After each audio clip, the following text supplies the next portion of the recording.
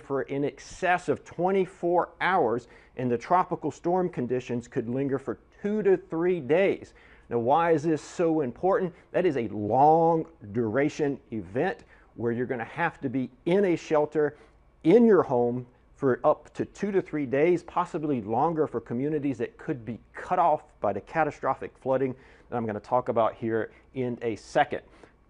After moving over Jamaica, then moving over eastern Cuba, still a powerful hurricane, potentially a major hurricane on the Saffir-Simpson scale, and then the southeast Bahamas and Turks and Caicos next in line, and then finally Bermuda out at day 4. You need to be starting to pay attention to this storm. Watches and warnings, hurricane warning in effect for Jamaica. We already talked about virtually certain, a powerful hurricane, potentially a major hurricane with destructive winds moving over you on Tuesday.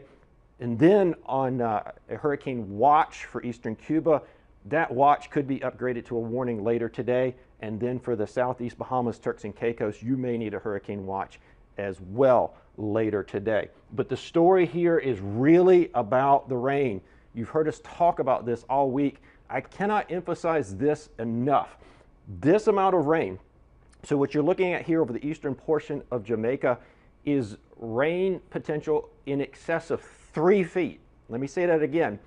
Potential rainfall amounts in excess of 3 feet over heavily mountainous terrain.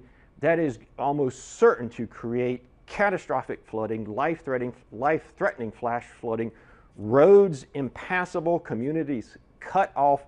If you're watching from Jamaica, conditions are going to go downhill rapidly through the day today. You need to just be wherever you're going to be and be ready to ride this out for several days, meaning supplies, whatever you need to ride this out for several days, because conditions will deteriorate really, really rapidly here in the next few hours.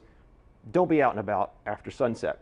Those heavy rains, not quite as high as Jamaica, but still the potential for extreme flash flooding over eastern Cuba as the center moves across Tuesday and Wednesday. And then I want to note here, we've talked about the rains in the Dominican Republic and Haiti. You almost could get a second round as the storm passes off to the west.